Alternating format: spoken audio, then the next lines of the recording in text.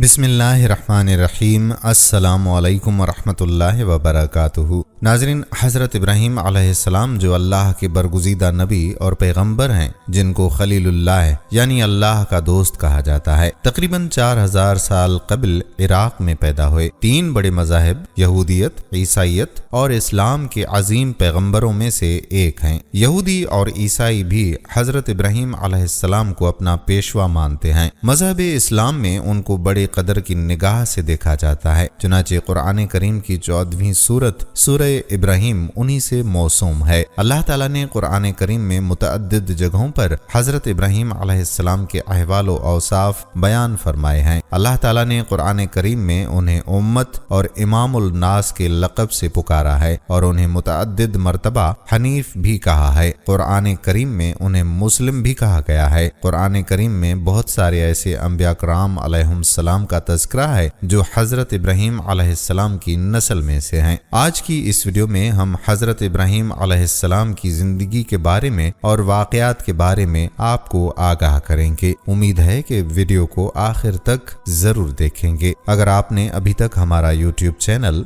नूर Islamic subscribe नहीं किया तो चैनल को सब्सक्राइब जरूर कर दें, ताकि यहाँ पर ऐसी ही मालूमाती वीडियोस अपलोड होते ही आपको बर वक्त नोटिफिकेशन मिलता रहे। तो नाजरीन, बढ़ते हैं आगे की जानिब। नाजरीन, हजरत इब्राहीम अलैहिस्सलाम का मशहूर नाम इब्राहीम है, जो अब रहीम से बना है, जिसके मानी है मेहरबान बाप। आप अलैहिस्सलाम चूंकि बहुत मेहरबान थे, जैसा कि आपकी सीरत में इसकी मिसालें बकसरत नजर आती हैं। यूं ही आप अलैहिस्सलाम मेहमान नवाजी और रहमो करम में मशहूर हैं, इसलिए आपको इब्राहीम कहा जाता है। अहदनामा-ए कदीम में मुख्तलिफ मकामात पर आप अलैहिस्सलाम का नाम इब्राम, इब्राहिम, इब्राहम, बराहम और बरहमा मज़कूर है। ये तमाम अल्फाज इब्राहीम ही की मुख्तलिफ सूरतें हैं। आप अलैहिस्सलाम का लक़ब खलीलुल्लाह यानी अल्लाह के दोस्त और कुनियत अबू ज़ैफ़ान यानी बहुत ज्यादा मेहमान नवाजी फरमाने वाला है।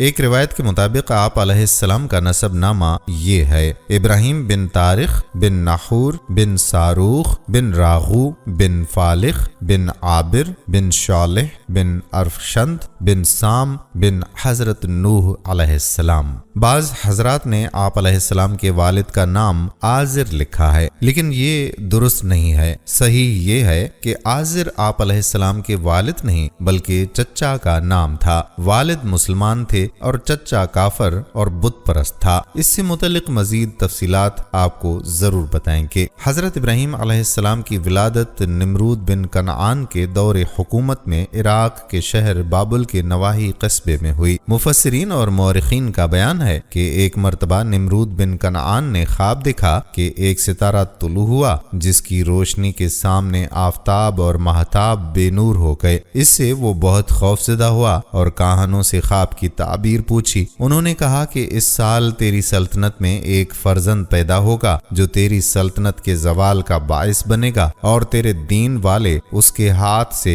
हलाक होंगे। ये खबर सुनकर वो मजीद परेशान हुआ और हुक्म दिया कि जो बच्चा पैदा हो उसे कत्ल कर दिया जाए, नीज मर्द औरतों से अलहदा रहें। फिर इन बातों की निगहबानी के लिए एक महकमा कायम कर दिया गया, मगर तकदीर इलाही को कौन टाल सकता है। चुनाचे उसी दौरान हजरत इब्राहीम अलैहिस्सलाम की वालिदा माजिदा हामला हुई, लेकिन उम्र कम होने की वजह से उनका हमल किसी तरह से पहचाना ही ना गया। दूसरी तरफ काहनों ने निमरूद को उसकी खबर दे दी कि वो बच्चा हमल में आ गया है, जिससे निमरूद की परेशानी और बढ़ गई। जब हजरत इब्राहीम अलैहिस्सलाम की विलादत का वक्त करीब आया तो आपकी वालिदा माजदा उस तह खाने में चली गई जो आपके वालिद ने शहर से दूर खोद कर तैयार किया था। वहां आप अलैहिस्सलाम की विलादत हुई। आप अलैहिस्सलाम का हुलिया मुबारक और शक्लो शबाहत हुजूर पुरनूर सल्लल्लाहु अलैहि वसल्लम से मुशाबहत रखती थी। चुनाचे बुखारी शरीफ में है कि हुजूर अक़दस सल्लल्लाहु अलैहि वसल्लम ने इरशाद फरमाया कि हजरत इब्राहीम अलैहिस्सलाम का हुलिया जानने के लिए अपने साहिब यानी मोहम्मद मुस्तफ़ा सल्लल्लाहु अलैहि वसल्लम की तरफ देख लो, और रहे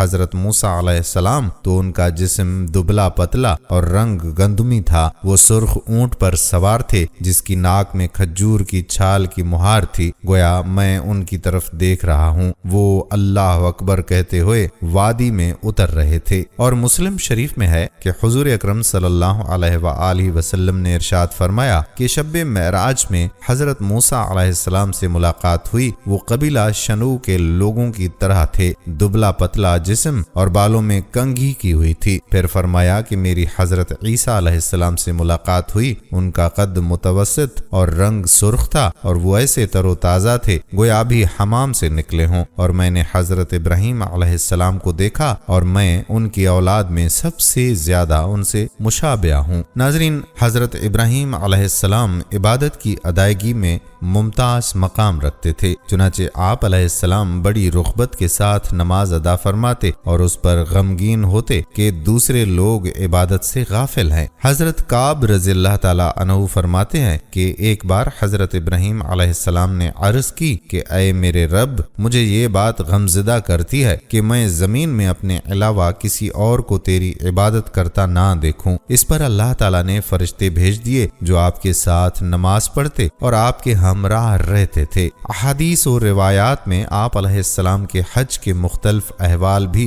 بیان کیے گئے ہیں۔ چنانچہ حضرت محمد بن اسحاق رحمۃ اللہ علیہ فرماتے ہیں کہ حضرت ابراہیم علیہ السلام ہر سال براق پر سواری کر کے بیت اللہ کے حج کے لیے تشریف لے جاتے تھے۔ بعض نے اسے آسمانی براق بھی قرار دیا ہے۔ حضرت مجاہد رحمۃ اللہ علیہ فرماتے ہیں کہ ایک مرتبہ حضرت ابراہیم اور حضرت اسماعیل علیہما السلام نے پیدل حج فرمایا۔ قربانی کرنا بھی آپ علیہ السلام کی سنت ہے، جیسا کہ حضرت زید بن ارقم رضی اللہ تعالی عنہ فرماتے ہیں کہ صحابہ کرام رضوان اللہ علیہم اجمعین نے عرض کیا کہ یا رسول اللہ صلی اللہ علیہ وآلہ وسلم، یہ قربانیاں کیا ہیں؟ ارشاد فرمایا کہ تمہارے والد حضرت ابراہیم علیہ السلام کی سنت ہے۔ آپ علیہ السلام کا حسن خلق بھی مثالی تھا اور انہیں اللہ تعالیٰ کی طرف سے اس پر استقامت کا حکم بھی دیا گیا تھا۔ چنانچہ حضرت ابو ہریرہ رضی اللہ تعالیٰ عنہ سے روایت ہے کہ رسول کریم صلی اللہ علیہ وآلہ وسلم نے ارشاد فرمایا کہ اللہ تعالیٰ نے حضرت ابراہیم علیہ السلام کی طرف وحی فرمائی کہ اے میرے خلیل، تم حسن اخلاق کا مظاہرہ کرتے رہو اگرچہ سامنے والے کفار ہوں، ایسا کرنے سے تم ابرار کے زمرے میں داخل ہو جاؤ گے۔ بے شک حسن اخلاق والے کے لیے میرا یہ فرمان جاری ہو چکا ہے کہ میں اسے اپنے عرش کا سایہ دوں گا، اپنی بارگاہ اقدس سے سیراب کروں گا اور اسے اپنی رحمت کے قریب کر دوں گا۔ آپ علیہ السلام توکل اور تسلیم و رضا کے بھی اعلیٰ پیکر تھے۔ حکم خداوندی پر اپنے بیٹے حضرت اسماعیل علیہ السلام کو ذبح کرنے کے لیے تیار ہو جانا، نیز حکم خداوندی پر اپنی بیوی حضرت حاجرہ رضی اللہ عنہا اور اپنی چھوٹی سی عمر کے بیٹے کو بیابان میں چھوڑ دینا، اسے تسلیم و رضا کے مرتبے کا اظہار تھا۔ مزید رسول کریم صلی اللہ علیہ وآلہ وسلم نے ارشاد فرمایا کہ جب حضرت ابراہیم علیہ السلام کو آگ میں ڈالا گیا تو آپ نے فرمایا کہ حسبی اللہ و نعم الوکیل، مجھے اللہ تعالیٰ کافی ہے اور وہ کیا ہے،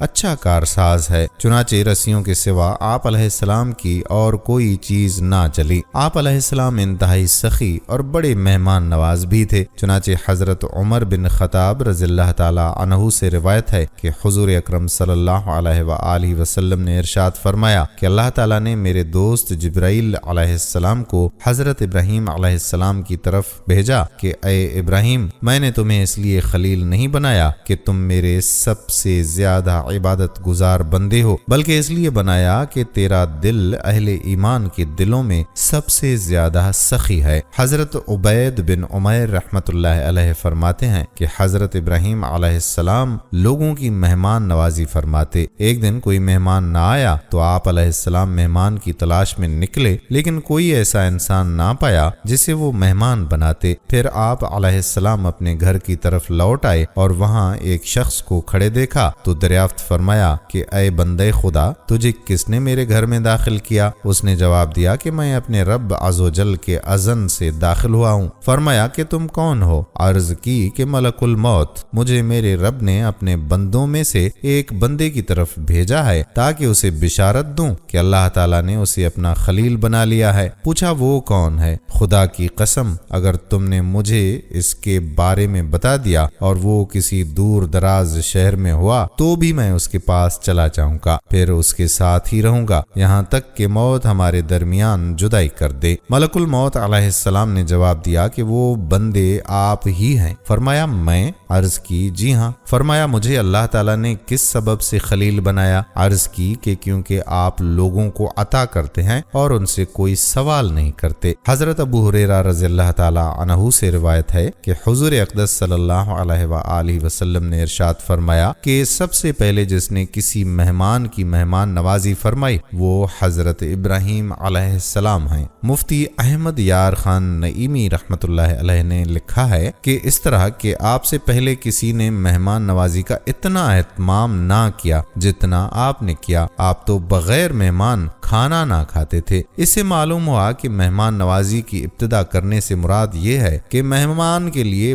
بہت اہتمام کرنے کی ابتدا آپ علیہ السلام نے فرمائی۔ اللہ تعالیٰ نے حضرت ابراہیم علیہ السلام کو علمی اور عملی قوتوں سے نوازا جن کی بنیاد پر انہیں اللہ تعالیٰ کی معرفت اور عبادات پر قوت حاصل ہوئی۔ آپ علیہ السلام لوگوں کو آخرت کی یاد دلاتے اور کثرت سے آخرت کا ذکر کیا کرتے اور دنیا کی محبت نے ان کے دلوں میں ذرہ بھر بھی جگہ نہیں پائی۔ ارشاد باری تعالیٰ ہے اور ہمارے بندوں ابراہیم اور اسحاق اور یعقوب کو یاد کرو جو قوت والے اور سمجھ رکھنے والے تھے، بے شک ہم نے انہیں ایک کھری بات سے چن لیا، اس آخرت کے گھر کی یاد ہے اور بے شک وہ ہمارے نزدیک بہترین چنے ہوئے بندوں میں سے ہیں۔ حضرت خالد بن معدان رحمت اللہ علیہ فرماتے ہیں کہ جب حضرت ابراہیم علیہ السلام کے سامنے ایک برتن میں انگور پیش کیے جاتے تو آپ ایک ایک دانہ اٹھا کر کھاتے اور ہر دانہ کھاتے وقت ذکر اللہ کرتے تھے۔ آپ علیہ السلام نے گزر بسر کے لیے مختلف پیشے اختیار فرمائے تھے، چنانچہ حضرت عبداللہ بن عباس رضی اللہ تعالی عنہ سے روایت ہے کہ حضرت ابراہیم علیہ السلام کھیتی باڑی کیا کرتے تھے۔ ایک روایت میں ہے کہ آپ علیہ السلام بکریاں چرایا کرتے تھے اور ایک روایت میں ہے کہ آپ علیہ السلام کپڑے بیچا کرتے تھے۔ حضرت اسحاق بن یسار رحمت اللہ علیہ کپڑا بیچنے والوں کے پاس سے گزرے تو فرمایا کہ تم اپنی تجارت کو لازم پکڑ لو کیونکہ تمہارے والد حضرت ابراہیم علیہ السلام کپڑے فروخت کیا کرتے تھے۔ حضرت ابراہیم علیہ السلام سے کئی کاموں کی شروعات ہوئی، جیسے سب سے پہلے آپ علیہ السلام ہی کے بال سفید ہوئے۔ سب سے پہلے آپ علیہ السلام ہی نے سفید بالوں میں مہندی اور قطم یعنی نیل کے پتوں کا خضاب لگایا۔ سب سے پہلے آپ علیہ السلام ہی نے سلا ہوا پاجامہ پہنا۔ سب سے پہلے آپ علیہ السلام ہی نے منبر پر خطبہ پڑھا۔ سب سے پہلے آپ علیہ السلام نے ہی راہ خدا میں جہاد کیا۔ سب سے پہلے آپ علیہ السلام نے ہی بہت اہتمام کے ساتھ مہمان نوازی شروع کی۔ سب سے پہلے آپ علیہ السلام ہی نے سرید تیار کیا۔ سرید شوربے میں بھگوئی ہوئی روٹی کو کہتے ہیں۔ سب سے پہلے آپ علیہ السلام ملاقات کے وقت لوگوں سے گلے ملے یعنی معانقہ فرمایا۔ آپ علیہ السلام بہت اعلیٰ و عمدہ اوصاف کے مالک تھے جنہیں قرآن پاک میں بھی کئی مقامات پر بیان کیا گیا ہے۔ یہاں آپ علیہ السلام کے کچھ اوصاف ملاحظہ کیجیے۔ آپ علیہ السلام رب تعالیٰ کے انتہائی کامل اور ایمان والے بندے تھے۔ ارشاد باری تعالیٰ ہے بے شک وہ ہمارے اعلیٰ درجے کے کامل ایمان والے بندوں میں سے ہے۔ ارشاد باری تعالیٰ ہے اور کتاب میں ابراہیم کو یاد کرو بے شک وہ بہت ہی سچے نبی تھے۔ یہاں ایک اہم بات قابل توجہ ہے کہ آپ علیہ السلام کے سچے ہونے کے وصف کو بطور خاص بیان کرنے میں یہ حکمت بھی ہو سکتی ہے کہ اس سے ان لوگوں کی تفہیم ہو جائے جنہیں چند واقعات کی بنا پر شبہ ہوتا ہے کہ حضرت ابراہیم علیہ السلام کا کلام ان مواقع پر حقیقت کے مطابق نہیں تھا۔ آپ علیہ السلام بے شمار خوبیوں کے مالک تھے، تمام لوگوں کے پیشوا ہیں، ہر حکم الہی پر سر تسلیم خم کرنے والے تھے، ہر باطل سے جدا اور حق کی طرف یکسو تھے، شرک و باطل سے پاک اور دور تھے، انعامات الہیہ پر شکر کرنے والے تھے۔ قرآن پاک میں آتا ہے بے شک ابراہیم تمام اچھی خصلتوں کے مالک، ایک پیشوا، اللہ کے فرما بردار اور ہر باطل سے جدا تھے اور مشرک نہ تھے، اس کے احسانات پر شکر کرنے والے تھے۔ ارشاد باری تعالیٰ ہوا ابراہیم نہ یہودی تھے اور نہ عیسائی بلکہ وہ ہر باطل سے سے جدا رہنے والے مسلمان تھے اور مشرکوں میں سے نہ تھے۔ آپ علیہ السلام نے اللہ تعالیٰ کی طرف سے ملنے والے ہر حکم کو پوری طرح سے ادا کیا۔ اس بارے میں ارشاد باری تعالیٰ ہے، اور ابراہیم کے جس نے احکام کو پوری طرح ادا کیا۔ آپ علیہ السلام بڑے تحمل والے، اللہ تعالیٰ سے بہت زیادہ ڈرنے والے، اس کی بارگاہ میں بہت آہوزاری کرنے اور اس کی طرف رجوع کرنے والے تھے۔ لہذا ارشاد باری تعالیٰ ہے، بے شک ابراہیم بڑے تحمل والا، بہت آہیں بھرنے والا، رجوع کرنے والا ہے۔ بے شک ابراہیم بہت آہوزاری کرنے والا اور بہت برداشت کرنے والا تھا۔ اوا اور حلیم بہت عظیم صفات ہیں، اور سیدنا ابراہیم علیہ السلام ان صفات کے مظہر تھے۔ ترغیب کے لیے ان کے مفہوم کی مزید وضاحت ملاحظہ ہو، البتہ اس میں گناہوں کو یاد کر کے مغفرت طلب کرنے کی بات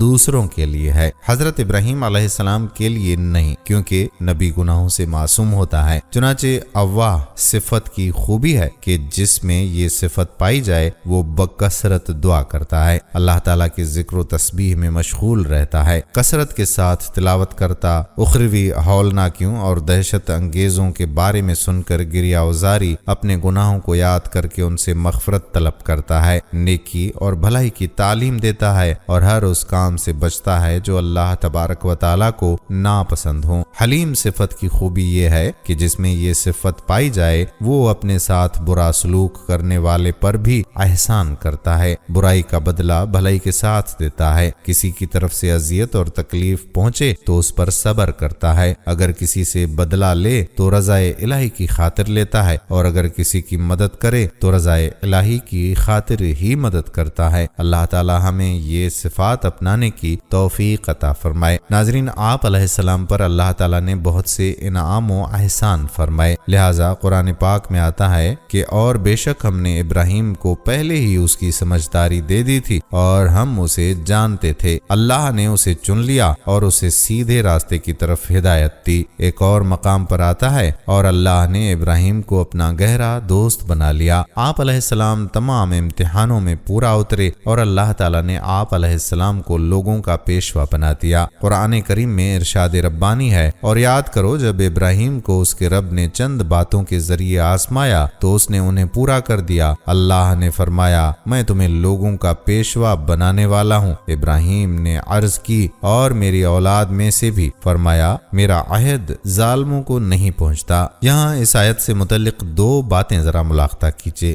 نمبر 1، ابتلا آزمائش کو کہتے ہیں۔ خدائی آزمائش یہ ہے کہ بندے پر کوئی پابندی لازم فرما کر دوسروں پر اس کے کھرے یا کھوٹے ہونے کا اظہار کر دیا جائے۔ حضرت ابراہیم علیہ السلام کی آزمائش میں بہت سے شرعی احکامات بھی تھے، اور راہ خدا میں آپ کی ہجرت، بیوی بچوں کا بیابان میں تنہا چھوڑنا، فرزند کی قربانی وغیرہ سب شامل ہیں۔ نیز یہاں امامت سے مراد نبوت نہیں، کیونکہ نبوت تو پہلے ہی مل چکی تھی، تبھی تو آپ کا امتحان لیا گیا، بلکہ اس امامت سے مراد دینی پیشوائی ہے، جیسا کہ جلالین میں اس کی تفسیر۔ اسے معلوم ہوا کہ شرعی احکام اور تکالیف اللہ تعالیٰ کی طرف سے آزمائش ہوتی ہیں، اور جو ان آزمائشوں میں پورا اترتا ہے وہ دنیا و آخرت کے انعامات کا مستحق قرار پاتا ہے۔ نمبر 2، جب اللہ تعالیٰ نے حضرت ابراہیم علیہ السلام کو امامت کا مقام عطا فرمایا تو آپ علیہ السلام نے اللہ تعالیٰ سے اپنی اولاد کے لیے بھی عرض کیا۔ اس پر فرمایا گیا کہ آپ کی اولاد میں جو ظالم ہوں گے وہ امامت کا منصب نہ پائیں گے، کافر ہوئے تو دینی پیشوائی نہ ملے گی، اور فاسق ہوئے تو نبوت نہ ملے گی، اور قابل ہوئے تو اللہ تعالیٰ اپنے کرم سے جسے جو چاہے گا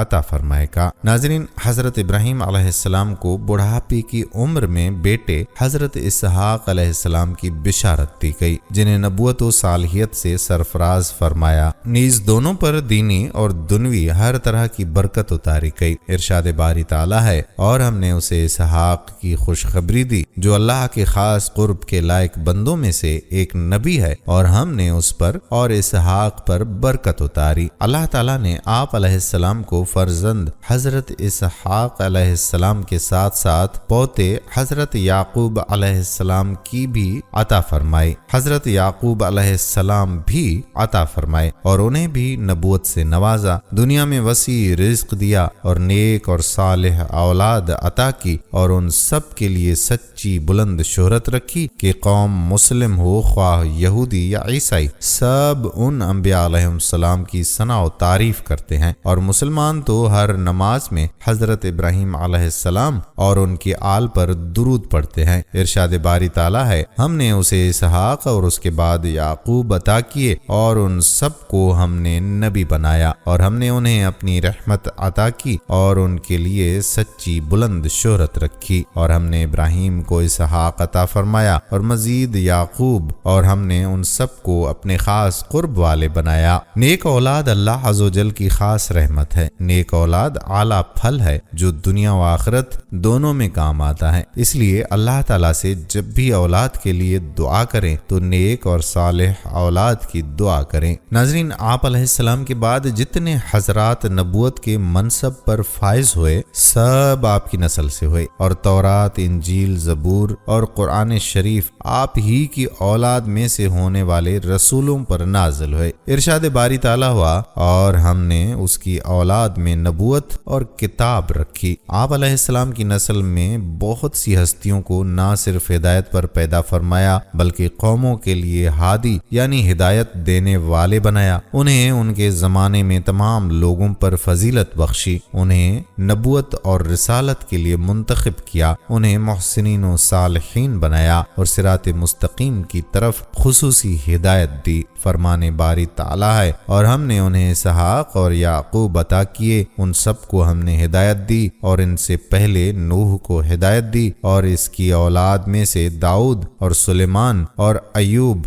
اور یوسف اور موسیٰ اور ہارون کو ہدایت عطا فرمائی، اور ایسا ہی ہم نیک لوگوں کو بدلہ دیتے ہیں، اور زکریا اور یحییٰ اور عیسیٰ اور الیاس کو ہدایت عطا فرمائی، یہ سب ہمارے خاص بندوں میں سے ہیں، اور اسماعیل اور یسع اور یونس اور لوط کو ہدایت دی، اور ہم نے سب کو تمام جہان والوں پر فضیلت عطا فرمائی، اور ان کے باپ دادا اور ان کی اولاد اور ان کے بھائیوں میں سے بھی بعض کو ہدایت دی، اور ہم نے انہیں چن لیا اور ہم نے انہیں سیدھے راستے کی طرف ہدایت دی۔ ناظرین، ملت ابراہیمی کو حقیقی کامل اور اصل ہدایت قرار دیا اور اس سے انحراف کو حماقت قرار دیا۔ ارشاد باری تعالیٰ ہوا، اور ابراہیم کے دین سے وہی منہ پھیرے گا جس نے خود کو احمق بنا رکھا ہو۔ آپ علیہ السلام خدا کے برگزیدہ یعنی چنے ہوئے بندے ہیں جنہیں دنیا میں بھی اللہ تعالیٰ نے خیر اور بھلائی، برکت اور اپنے قرب سے مشرف فرمایا، اور آخرت میں بھی مقربین کے گروہ میں ممتاز مرتبہ عطا فرمایا۔ ارشاد ربانی ہے، اور ہم نے اسے دنیا میں بھلائی دی اور بے شک وہ آخرت میں قرب والے بندوں میں سے ہوگا۔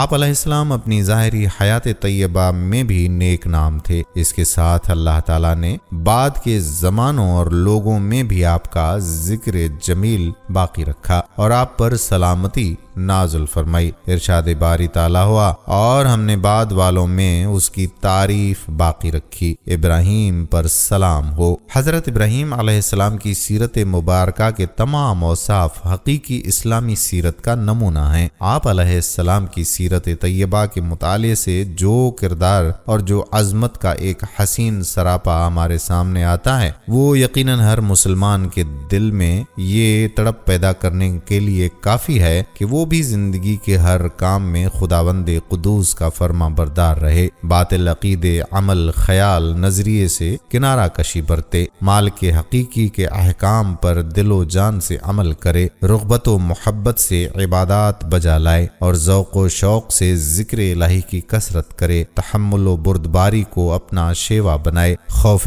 خدا کے زیور سے آراستہ ہو اور عبادت و ریاضت کی کثرت اور اطاعت الہی میں مصروف رہنے کے باوجود خداوند عز و جل کی بارگاہ میں آہو زاری سے حاضری دے، امور آخرت کا اہتمام اور دنیا سے بے رغبتی اختیار کرے، لوگوں کے ساتھ حسن اخلاق سے پیش آئے، سخاوت اپنائے اور مہمان نوازی کا شعار اختیار کرے، اللہ کریم کی نعمتوں پر شکر ادا کرے، ہر معاملے میں اسی پر توکل کرے اور ہر حال میں تسلیم و رضا کا دامن تھام کر رکھے، آزمائشوں پر ثابت قدم رہے اور بے صبری کا کوئی کوئی لفظ زبان پر نہ آنے دے۔ اللہ تعالیٰ ہمیں حضرت ابراہیم علیہ السلام کے مبارک اسوہ کو اپنانے کی توفیق عطا فرمائے۔ ناظرین، حضرت ابراہیم علیہ السلام کی قوم کے لوگ اپنے گمراہ باپ دادا کی پیروی میں بتوں اور ستاروں کی پوجا کرتے تھے۔ ان میں سر فہرست آپ علیہ السلام کا چچا آزر ہے، جو بت پرستی کے ساتھ ساتھ بت سازی اور اس کی تجارت بھی کرتا تھا۔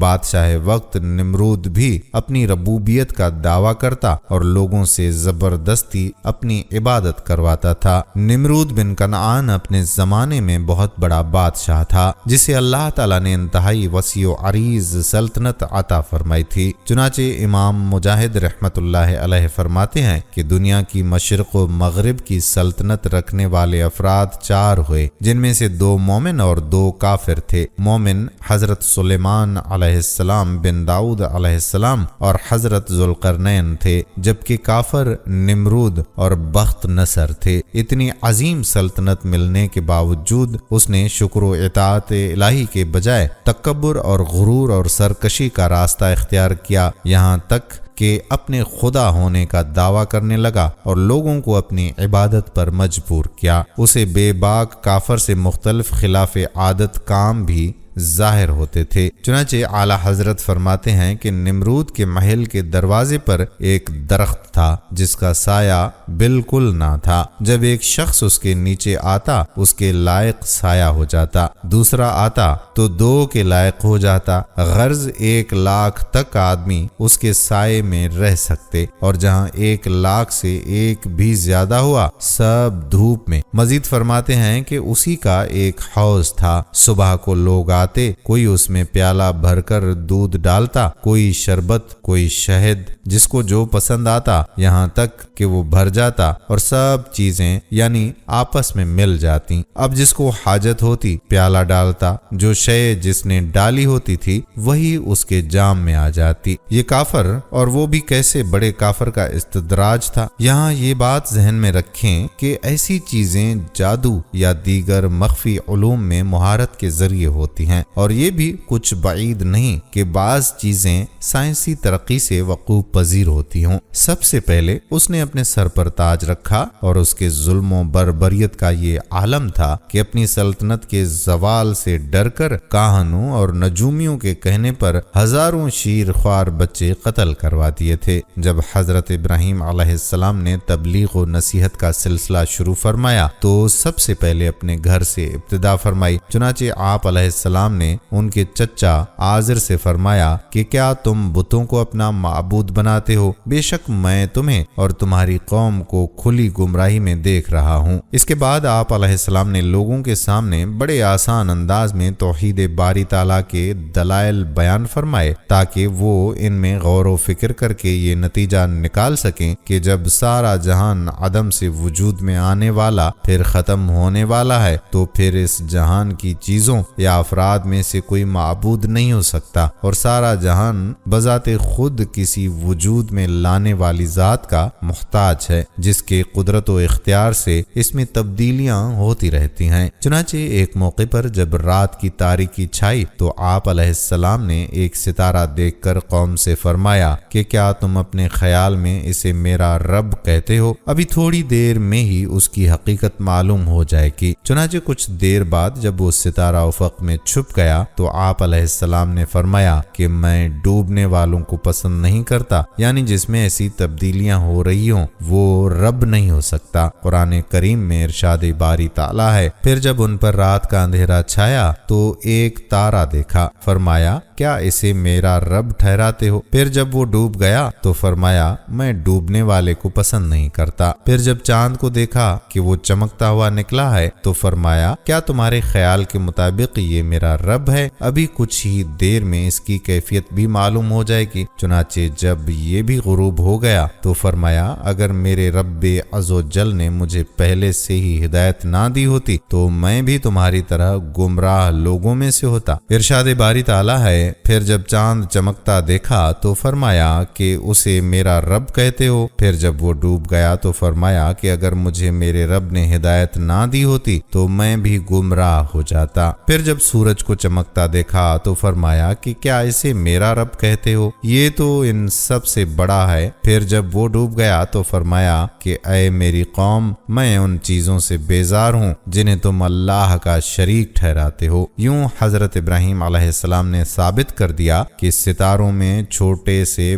بڑے تک کوئی بھی رب ہونے کی صلاحیت نہیں رکھتا، ان کا معبود ہونا باطل ہے، اور قوم جس شرک میں مبتلا ہے آپ علیہ السلام اس سے بیزار ہیں۔ حضرت ابراہیم علیہ السلام کے ستارے، چاند اور سورج کے بارے میں فرامین لوگوں کو سمجھانے کے لیے تھے۔ اس کی بہت واضح دلیل یہ بھی ہے کہ جب آپ علیہ السلام نے ستارے، چاند اور سورج کے بارے میں فرمایا تو کیا آپ علیہ السلام نے اس سے پہلے انہیں کبھی غروب ہوتے نہیں دیکھا تھا؟ یقیناً دیکھا تھا۔ تو جب قرآن ہی سے ثابت ہے کہ اللہ تعالیٰ نے آپ علیہ السلام کو بچپن ہی سے رشد و ہدایت اور عقل و فہم سے نواز رکھا تھا تو آپ ہمیشہ سے ہی ان باتوں کو سمجھتے تھے اور دیگر دلائل کے علاوہ ان دلائل سے سورج، چاند وغیرہ کی معبودیت کو باطل سمجھتے تھے۔ لہذا ثابت ہوا کہ سورج، چاند، ستارے کے حوالے سے آپ کا کلام اپنے لیے نہیں بلکہ صرف قوم کو سمجھانے کے لیے تھا، اور اس چیز کی مزید وضاحت کچھ یوں ہے کہ حضرت ابراہیم علیہ السلام نے قوم کو سورج، چاند، ستاروں کے بارے میں کلام کرنے کے بعد فرمایا کہ میں نے ہر باطل سے جدا ہو کر اپنا منہ اس کی طرف کیا جس نے آسمان اور زمین بنائے، اور میں مشرکوں میں سے نہیں ہوں۔ آپ علیہ السلام کا یہ فرمان اپنی مستقل سوچ اور دائمی عقیدے کے بیان پر مشتمل تھی۔ یہ نہیں کہ قوم کو بتا رہے تھے کہ تمہارے سامنے سورج، چاند دیکھ کر یا تمہیں سمجھاتے ہوئے مجھے بھی سمجھ آ گئی ہے اور اب میرا یہ عقیدہ بنا ہے۔ حضرت ابراہیم علیہ السلام نے ستاروں کو معبود بنانے کا رد کرنے کے ساتھ ساتھ بتوں کے معبود ہونے کا بھی رد فرمایا۔ چنانچہ آپ علیہ السلام نے اعلان حق اور توحید باری تعالیٰ کا بیان سن کر قوم بحث کرنے لگی اور بتوں کی مخالفت سے ڈراتے ہوئے کہا کہ اے ابراہیم، بتوں سے ڈرو، انہیں برا کہنے سے خوف کھاؤ، کہیں آپ کو کچھ نقصان نہ پہنچائے۔ ان کے جواب میں حضرت ابراہیم علیہ السلام نے کہا کہ کیا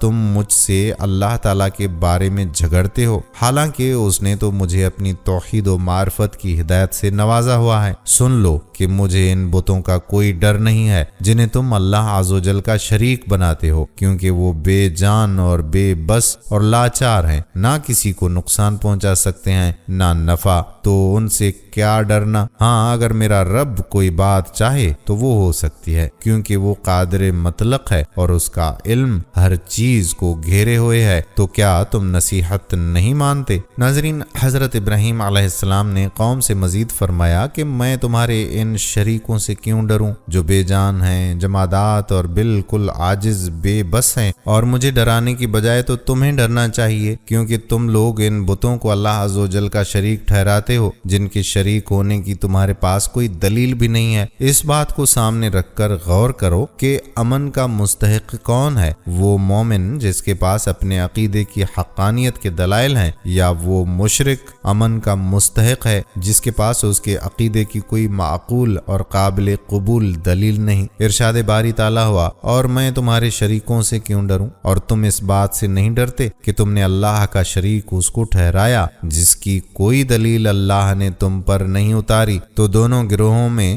امان کا زیادہ حقدار کون ہے اگر تم جانتے ہو؟ حضرت ابراہیم علیہ السلام نے جب اپنے چچا آزر کو تبلیغ اور نصیحت کا سلسلہ جاری رکھا، چنانچہ ایک موقع پر آپ نے اسے 4 نصیحتیں فرمائی جن کا کچھ خلاصہ یوں ہے۔ عبادت کا مستحق وہی ہو سکتا ہے جو ذاتی طور پر اوصاف و کمال والا اور نعمتیں دینے والا، اور وہ صرف اللہ تعالیٰ ہے، جبکہ تم جن بتوں کی عبادت کر رہے ہو یہ نہ تو سنتے ہیں، نہ دیکھتے ہیں، اور نہ ہی تمہارے کسی کام آ سکتے ہیں، بلکہ یہ خود تمہارے محتاج ہیں کہ اپنی جگہ سے دوسری جگہ بھی نہیں جا سکتے، اور تم نے خود انہیں اپنے ہاتھوں سے بنایا ہے۔ تو ایسے ناکارہ اور لاچار مخلوق کی عبادت کرنا، اس کے سامنے اپنا سر جھکانا اور اس سے کسی بھی قسم کے نفع و نقصان کی امید رکھنا انتہائی حماقت کے سوا کچھ بھی نہیں۔ لہٰذا قرآن پاک میں ارشاد ربانی ہے، جب اپنے باپ سے فرمایا اے میرے باپ، تم تم کیوں ایسے کی عبادت کر رہے ہو جو نہ سنتا ہے نہ دیکھتا ہے نہ تجھے کوئی فائدہ پہنچا سکتا ہے۔ ناظرین، یاد رہے کہ ان آیات میں باپ سے مراد حضرت ابراہیم علیہ السلام کے حقیقی والد نہیں ہیں بلکہ چچا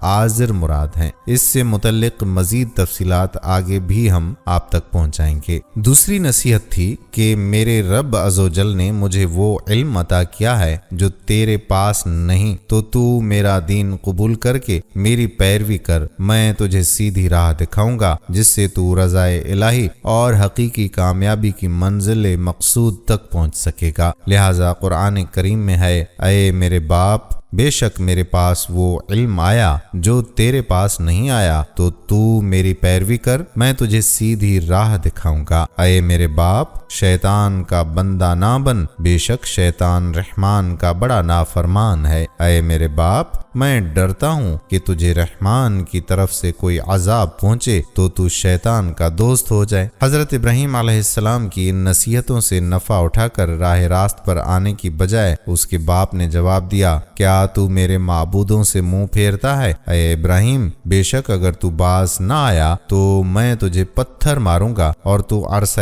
دراز کے لیے مجھے چھوڑ دے۔ ناظرین، حضرت ابراہیم علیہ السلام کے انداز نصیحت اور آزر کے طرز عمل میں مبلغین کے لیے یہ درس ہے کہ اگر نیکی کی دعوت اور برائی سے منع کرنے کے دوران انہیں کسی کافر یا مسلمان کی طرف سے کسی ناقابل برداشت سلوک کا سامنا کرنا پڑے تو وہ رنجیدہ ہو کر اس فرض کی بجا آوری کو چھوڑ نہ دیں، بلکہ ایسے موقع پر انبیاء کرام علیہم السلام اور ان کی قوموں کے واقعات کو یاد کریں کہ ان بزرگ ہستیوں نے کس طرح سے اسلام کی دعوت دی اور انہیں نافرمان اور سرکش کفار کی طرف سے کیسی اذیتوں کا سامنا کرنا پڑا، لیکن انہوں نے تمام تر تکلیفوں کے باوجود دین اسلام کی دعوت دینے کو نہیں چھوڑا، تو ہم بھی ان کی پیروی کرتے ہوئے دین اسلام اور اس کے احکام کی دعوت دینا نہیں چھوڑیں گے۔ ناظرین، حضرت ابراہیم علیہ السلام نے آزر کا جواب سن کر فرمایا کہ تجھے دور ہی سے سلام ہے، ان قریب میں تیرے لیے اپنے رب عزوجل سے معافی مانگوں گا کہ وہ تجھے توبہ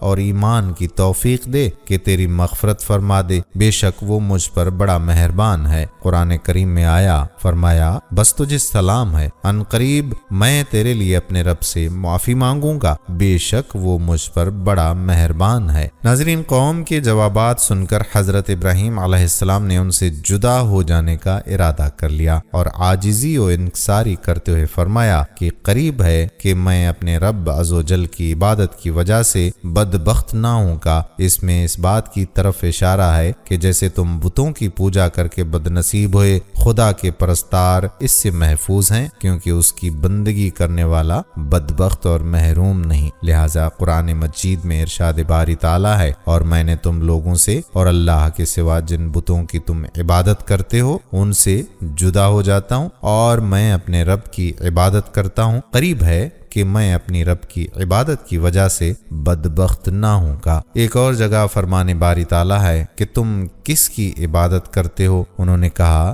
ہم بتوں کی عبادت کرتے ہیں، پھر ان کے سامنے جم کر بیٹھے رہتے ہیں۔ آپ علیہ السلام نے پوچھا کہ جب تم پکارتے ہو تو کیا وہ تمہاری سنتے ہیں یا تمہیں کوئی نفع یا نقصان دیتے ہیں؟ لوگوں نے وہی باطل جواب دیا جو اکثر جاہل باطل دیتے ہیں۔ انہوں نے کہا بلکہ ہم نے اپنے باپ دادا کو ایسا ہی کرتے پایا ہے۔ ناظرین، حضرت ابراہیم علیہ السلام نے فرمایا کہ جن بتوں کی تم عبادت کر رہے ہو اور جن کی تمہارے آبا و اجداد کرتے رہے ہیں، کیا تم نے ان کے بارے میں کبھی غور کیا ہے؟ اگر تم حقیقی طور پر غور کر لو تو جان جاؤ گے کہ بتوں کی عبادت کرنا آج کی نہیں بلکہ پرانی گمراہی اور باطل کام ہے، اور کوئی باطل کام پرانا ہو یا نیا، یوں ہی اس باطل کام کو کرنے والے تھوڑے ہوں یا زیادہ، اس سے اس کام کے باطل ہونے میں کوئی فرق نہیں پڑتا بلکہ وہ باطل کام باطل ہی رہتا ہے۔ قرآن مجید میں ارشاد ربانی ہے، ابراہیم نے فرمایا کیا تم نے ان کے بارے میں غور کیا جن کی تم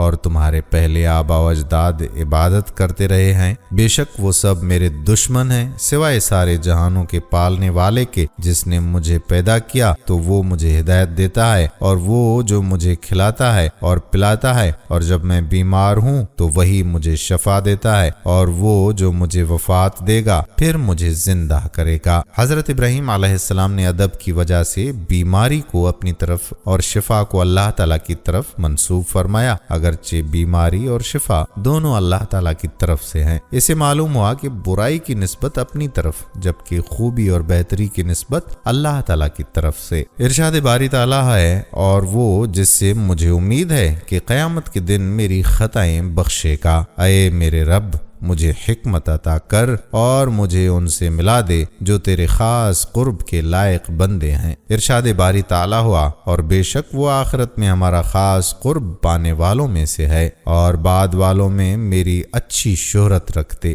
دوسری یہ دعا مانگی، اور بعد والوں میں میری اچھی شہرت رکھتے۔ یہ دعا بھی قبول ہوئی، چنانچہ تمام ادیان والے ان سے محبت رکھتے ہیں اور ان کی تعریف و ثنا کرتے ہیں۔ تیسری دعا ابراہیم علیہ السلام کی یہ تھی کہ اور مجھے ان میں سے کر دے جو چین سے باغوں کے وارث ہوں۔ انبیاء علیہ السلام کی طلب جنت کی دعائیں در حقیقت اللہ تعالیٰ کے دیدار، ملاقات، قرب الہی، رضا الہی اور انعامات الہیہ کے لیے تھیں، کیونکہ جنت ان تمام چیزوں کے حصول کا مقام ہے۔ جنت کی دعا مانگنا انبیاء علیہ السلام کی سنت ہے۔ حضرت ابراہیم علیہ السلام نے چوتھی دعا اپنے باپ کے لیے مانگی کہ اسے توبہ اور ایمان کی توفیق دے کر بخش دیا جائے، چنانچہ بارگاہ الہی میں عرض کی، اور میرے باپ کو بخش دے، بے شک وہ گمراہوں میں سے ہے۔ آپ علیہ السلام نے یہ دعا اس لیے فرمائی کہ جدا ہوتے وقت آپ علیہ السلام نے آزر سے اس کا وعدہ کیا تھا۔ جب آپ علیہ السلام پر پوری طرح سے ظاہر ہو گیا کہ وہ خدا کا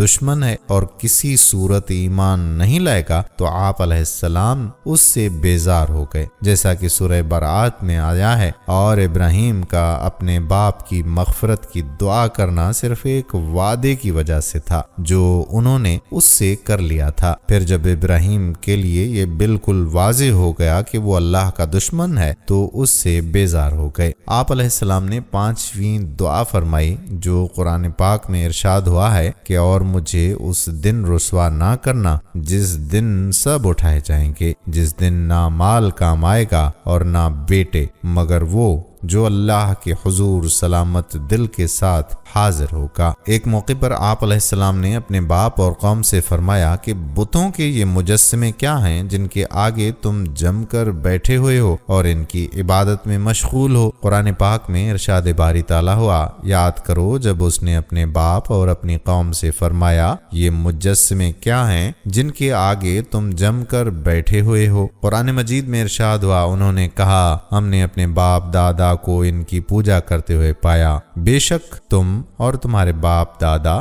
سب کھلی گمراہی میں ہو۔ حضرت ابراہیم علیہ السلام نے حق بیان کرنے میں کوئی رعایت نہیں فرمائی، اور یہی حکم خداوندی ہے کہ دینی معاملے میں کسی کی رعایت نہیں بلکہ حق بات بہرحال بیان کرنی چاہیے۔ ہاں کہاں کس حکمت عملی کے مطابق بات کرنی چاہیے، سختی سے یا نرمی سے، تو یہ بات مبلغ کو معلوم ہونی چاہیے۔ ارشاد باری تعالیٰ ہے، تم فرما دو کہ گندا اور پاکیزہ برابر نہیں ہے، اگرچہ گندے لوگوں کی کثرت تمہیں تعجب میں ڈالے تو اے عقل والو تم اللہ سے ڈرتے رہو تاکہ تم فلاح پا جاؤ۔ ناظرین، قوم کے متعجبانہ سوال سے قوموں کی اجتماعی نفسیات کی ایک بڑی بنیادی حقیقت سامنے آتی ہے کہ برسہ برس کی مجاز اور عادات میں رچی بسی چیزیں باطل وغیرہ منقول ہونے کے باوجود لوگوں کی نظر میں ایسی حقیقت اور حقانیت کا روپ دھار لیتی ہیں کہ اس کا غلط ہونا لوگوں کو ناممکن نظر آتا ہے، جیسے بت پرستی واضح طور پر فضول اور بیکار اور خلاف عقل ہونے کے باوجود اس قوم کے لیے ایک حق سچ چیز تھی، اور یہی حال آج کے بت پرست قوموں کا بھی ہے، اور یہی حال آج کے غیر مسلم معاشروں کا بھی ہے، اور وہاں ہم جنس پرستی یعنی مردوں کا آپس میں اور عورتوں کا آپس میں بدکاری خریداری کرنا بالکل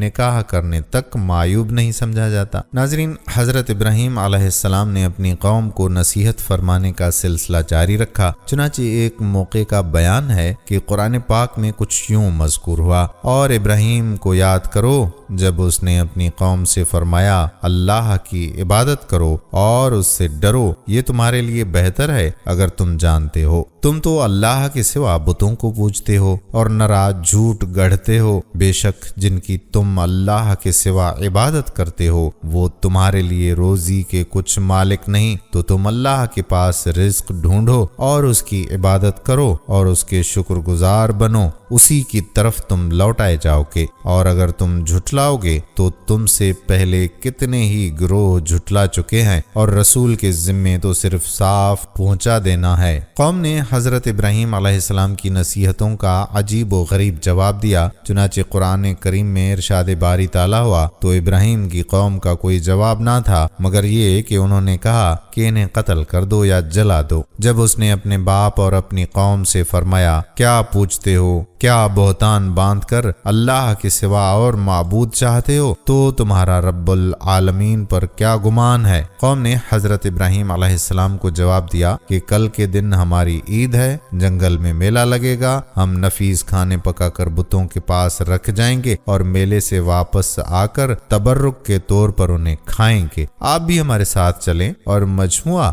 اور میلے کی رونق دیکھیں، واپسی پر بتوں کی زینت، سجاوٹ اور ان کا بناؤ سنگھار دیکھیں۔ یہ تماشا دیکھنے کے بعد ہم سمجھتے ہیں کہ آپ بت پرستی پر ہمیں ملامت نہیں کریں گے۔ قوم کا جواب سن کر حضرت ابراہیم علیہ السلام نے آسمان کی طرف نگاہ اٹھائی اور علم نجوم کے ماہرین کی طرح ایک نظر ستاروں کی طرف دیکھا، پھر فرمایا میں بیمار ہونے والا ہوں۔ یہاں ایک بات قابل توجہ ہے کہ حضرت ابراہیم علیہ السلام کا کہنا کہ میں بیمار ہونے والا ہوں اگرچہ ظاہری طور پر واقع کے خلاف ہے، لیکن در حقیقت یہ خلافت واقعہ نہیں ہے کہ یہ کلام تعریض کے طور پر کہ اس سے آپ کی مراد یہ تھی کہ میرا دل بیمار ہے، یعنی اسے تمہاری طرف سے رنج و غصہ ہے، اور قوم نے یہ سمجھا کہ آپ جسمانی طور پر بیمار ہیں۔ قوم ستاروں کی بہت معتقد تھی جس کی بنا پر وہ سمجھی کہ آپ علیہ السلام نے ستاروں سے اپنے بیمار ہونے کا معلوم کر لیا ہے، اس لیے آپ کی بات سن کر وہ لوگ اپنی عیدگاہ کی طرف روانہ ہو گئے اور آپ علیہ السلام کو اس وجہ ساتھ نہ لیا کہ ان کے اعتقاد کے مطابق آپ علیہ السلام کی بیماری اڑ کر انہیں نہ لگ جائے۔ کہ ماندہ اور کمزور لوگ جو آہستہ آہستہ جا رہے تھے گزرتے تو آپ علیہ السلام نے فرمایا کہ اور مجھے اللہ کی قسم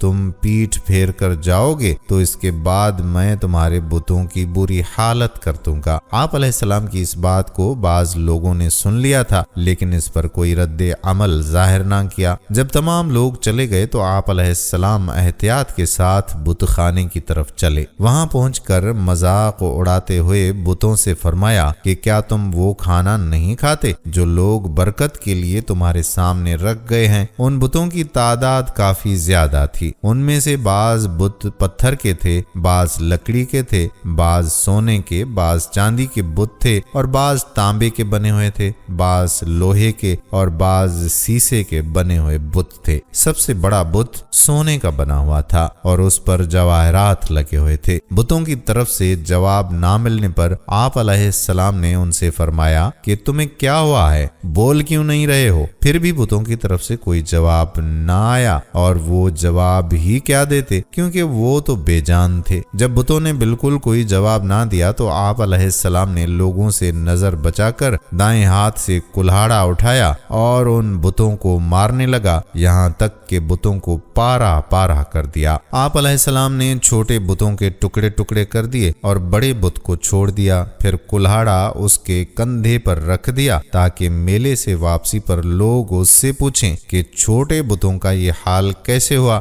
یہ کیوں ٹوٹے اور کلہاڑا تیری گردن پر کیسے رکھا؟ یوں ان پر اس بڑے بت کا عاجز ہونا ظاہر ہو جائے گا اور انہیں ہوش آئے کہ ایسے عاجز خدا نہیں ہو سکتے۔ جب شام کے وقت لوگ واپس آئے اور دستور کے مطابق بت خانے پہنچے اور بتوں کو ٹکڑے ٹکڑے دیکھا تو کہنے لگے کہ ہمارے خداؤں کے ساتھ کس نے یہ کام کیا ہے؟ وہ یقیناً ظالم ہے۔ کچھ لوگ کہنے لگے کہ ہم نے ایک نوجوان کو انہیں برا بھلا کہتے ہوئے سنا تھا، اس کا نام ابراہیم ہے، ہمیں لگتا ہے کہ اسی نے ایسا کیا ہوگا۔ جب یہ خبر ظالم اور جابر نمرود اور اس کے وزیروں تک پہنچی تو وہ کہنے لگے کہ اسے لوگوں کے سامنے لاؤ، ہو سکتا ہے کہ لوگ گواہی دیں کہ یہ حضرت ابراہیم علیہ السلام ہی کا فعل ہے یا ان سے بتوں کے بارے میں ایسا کلام سنا گیا ہے۔ اس سے ان کا مقصود گواہی قائم کرنا اور آپ کے خلاف کارروائی کی راہ ہموار کرنا تھا۔ چنانچہ آپ علیہ السلام کو بلا کر پوچھا گیا، اے ابراہیم، کیا تم نے ہمارے معبودوں کے ساتھ یہ کام کیا ہے؟ آپ علیہ السلام نے اس بات کا کوئی جواب نہ دیا، البتہ سمجھانے کے لیے بہت عمدہ انداز میں حجت قائم کی اور فرمایا، اس بڑے بت کے کندھے پر کلہاڑا رکھا ہے، جس سے یہی قیاس کیا جا سکتا ہے کہ اسی نے ان بتوں کو توڑا ہے۔ اس نے اس غصے سے ایسا کیا ہوگا کہ تم بڑے کے ہوتے ہوئے چھوٹے بتوں کو پوچھتے ہو۔ تم میری بجائے ان بتوں سے پوچھ لو، اگر یہ بولتے ہیں تو خود بتائیں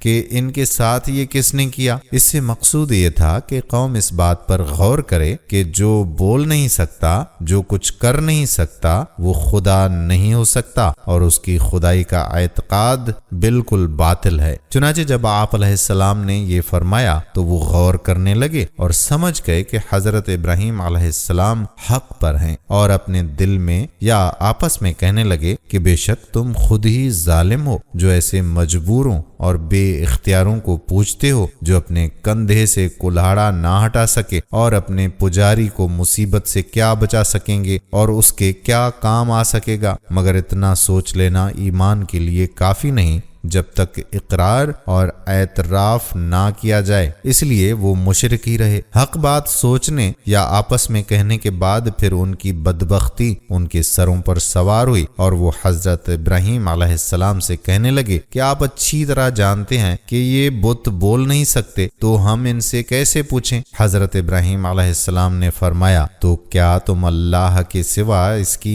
عبادت کرتے ہو جو انتہائی بے بس ہے اور تمہیں کوئی نفع یا نقصان نہیں پہنچا سکتا؟ افسوس ہے تم اور تمہارے بتوں پر، کیا تمہارے اندر عقل نہیں کہ اتنی سی بات بھی سمجھ سکو کہ یہ بت کسی طرح پوجنے کے قابل نہیں؟ آپ علیہ السلام کا بتوں کو توڑنے کی نسبت اپنی بجائے بتوں کی طرف کرنا ظاہری طور پر خلاف واقعہ ہے، لیکن در حقیقت ایسا نہیں، کیونکہ اس بات سے مقصود کفار کے سامنے بتوں کو پوجا کا غلط اور باطل ہونا ثابت کرنا تھا۔ آپ علیہ السلام نے مزید یہ بھی فرمایا کہ کیا تم ان بتوں کی عبادت کرتے ہو جنہیں تم خود اپنے ہاتھوں سے تراشتے ہو، حالانکہ تمہیں اور تمہارے اعمال کو اللہ تعالیٰ نے پیدا کیا، اور جو خالق ہے وہی در حقیقت عبادت کے لائق ہے، جبکہ مخلوق کسی طرح بھی عبادت کی مستحق نہیں۔ جب وہ لوگ جواب سے عاجز آ گئے تو کہنے لگے کہ اے لوگو، اگر تم اپنے خداؤں کی کچھ مدد کرنا چاہتے ہو تو ان کا انتقام لے کر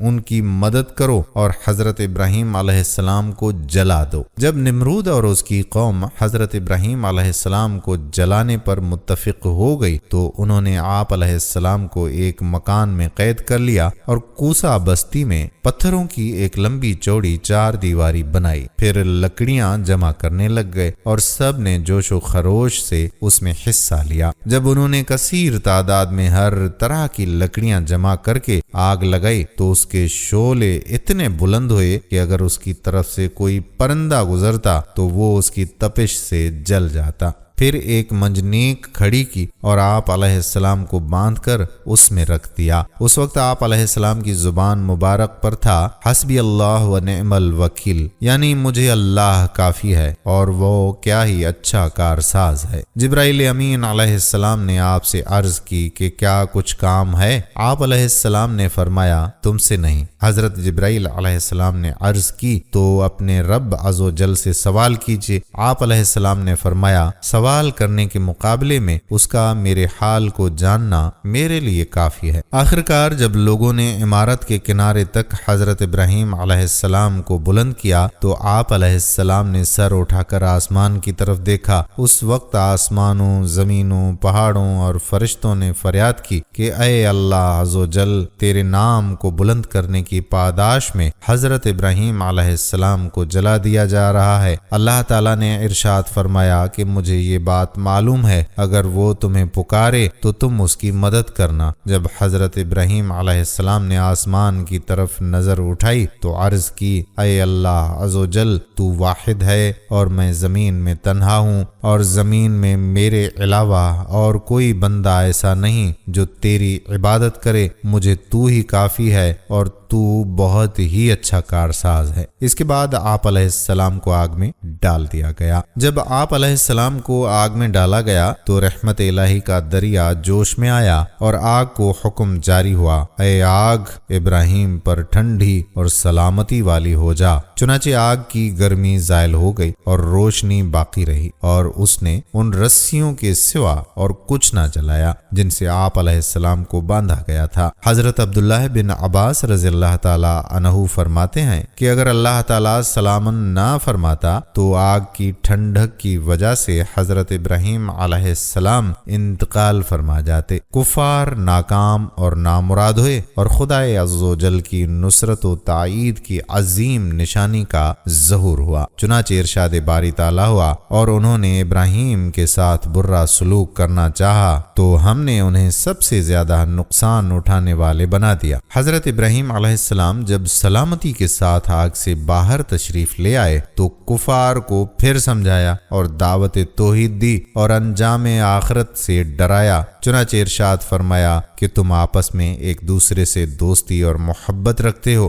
اور باہم سیرت اور طریقے میں اپنے دوستوں رشتہ داروں سے جدا نہیں ہو جانا، اور طریقے میں اپنے دوستوں رشتہ داروں سے جدا نہیں ہونا چاہتے۔ اسی وجہ سے تم نے کفر و شرک کے طریقے کو مضبوطی سے تھام رکھا ہے، لیکن یاد رکھو کہ تمہاری یہ دوستی اس فانی دنیا تک ہی محدود رہے گی، اور قیامت میں تمہارے چھوٹے بڑے سب ایک دوسرے سے بیزار ہوں گے اور پیروکار اپنے سرداروں پر لعنت کریں گے، اور تم سب کا ٹھکانہ جہنم ہوگا۔ حضرت ابراہیم علیہ السلام کے آگ سے صحیح سلامت تشریف لانے کا معجزہ دیکھ کر حضرت لوط علیہ السلام نے آپ کی رسالت کی تصدیق کی، جیسا کہ ارشاد باری تعالی ہے، تو ابراہیم کی تصدیق لوط نے کی۔ یاد رہے کہ یہاں ایمان سے رسالت کی تصدیق ہی مراد ہے، کیونکہ اصل توحید ایمان کا اعتقاد تو ان کو ہمیشہ سے حاصل ہے کہ انبیاء کرام علیہم السلام ہمیشہ ہی مومن ہوتے ہیں اور کسی حال میں ان سے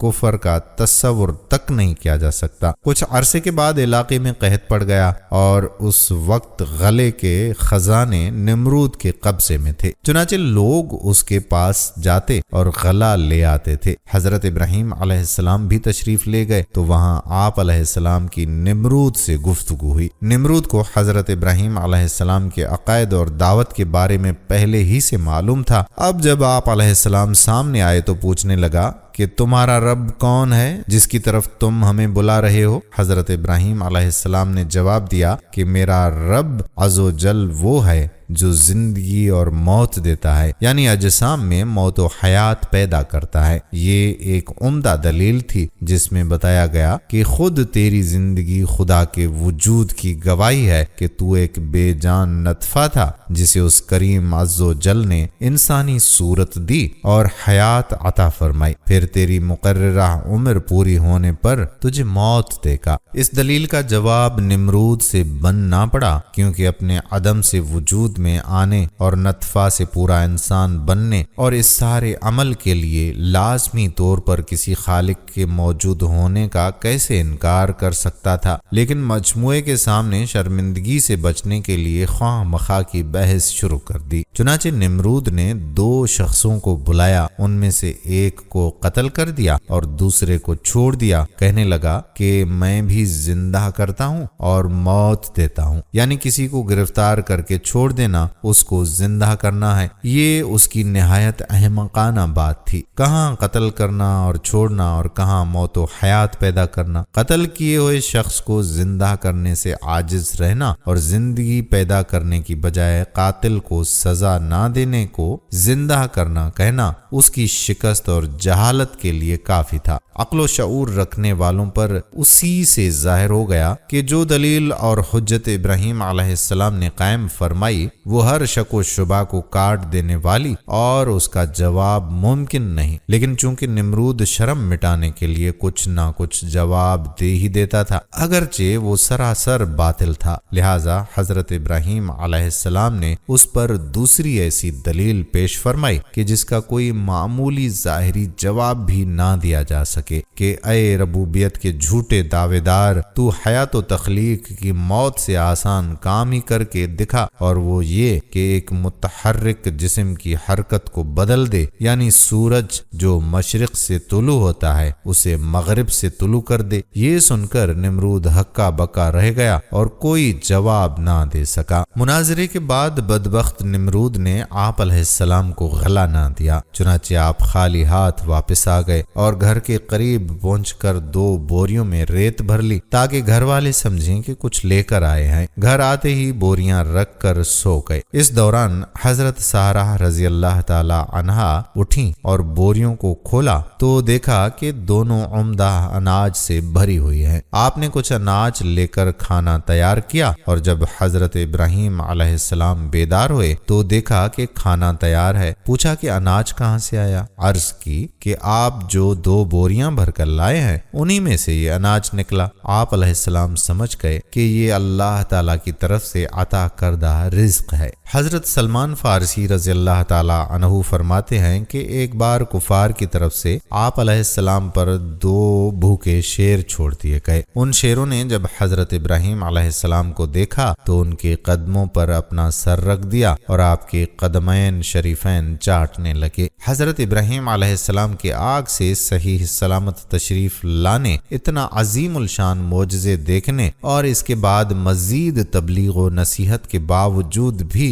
जब आपकी कौम बादशाह के डर और अपने बाप दादा की अंधी जाहिलाना तकलीद की वजह से ईमान ना लाई और कुफ्र व शिर्क पर बज़िद रही तो आप अलैहिस्सलाम ने उस जगह से हिजरत करने का इरादा फरमाया और अपने अहले खाना को हिजरत की तरगीब देते हुए फरमाया कि मैं इस मकाम कुफ्र से हिजरत करके वहां चले जाऊंगा जहां जाने का मेरा रब अज़ो जल हुक्म दे, अब वो मेरी रहनुमाई फरमाएगा। कुरान पाक में आया है, इब्राहीम ने फरमाया मैं अपने रब की सरजमीन शाम की तरफ हिजरत करने वाला हूँ, बेशक वही इज्जत वाला हिकमत वाला है। दूसरे मकाम पर इरशाद रब्बानी है और इब्राहीम ने कहा बेशक मैं अपने रब की तरफ जाने वाला हूँ, अब वो मुझे राह दिखाएगा। चुनाचे आपने इराक से सरजमीन शाम की तरफ हिजरत फरमाई। इस हिजरत में आपके साथ आपकी बीवी हजरत सारा रज़ी अल्लाह ताला अन्हा और भतीजे हजरत लूत अलैहिस्सलाम साथ थे। इससे मालूम हुआ कि बवक्त हाजत हिजरत करना अंबिया कुराम अलैहिस्सलाम की सुन्नत है और ऐसी जगह चला जाना जहां अल्लाह ताला की इबादत करने में कोई रोक टोक ना हो। दरअसल अल्लाह ताला की तरफ जाना है, क्योंकि अल्लाह ताला जगह से पाक है तो उसके हक में यहाँ वहाँ सब बराबर है। नाजरीन, आज की वीडियो में बस इतना ही। इंशाअल्लाह अगली किसी वीडियो में हम हजरत इब्राहीम अलैहिस्सलाम पर पार्ट 2 लेकर आपकी खिदमत में हाजिर होंगे और हिजरत के बाद के वाक़यात आपकी खिदमत में पेश किए जाएंगे। जाने से पहले आपसे इल्तिमास ये कि अगर आपने अभी तक हमारे चैनल नूर इस्लामिक को सब्सक्राइब नहीं किया तो चैनल को सब्सक्राइब करके बेल के बटन को प्रेस कर लें ताकि यहाँ पर अपलोड होने वाली मजीद मालूमाती वीडियोस का नोटिफिकेशन आप तक बर वक्त पहुँचता रहे। आने वाली वीडियो तक अपने मेज़बान कादिर बख्श कल्होड़ो को इजाज़त दीजिए। अल्लाह हाफिज।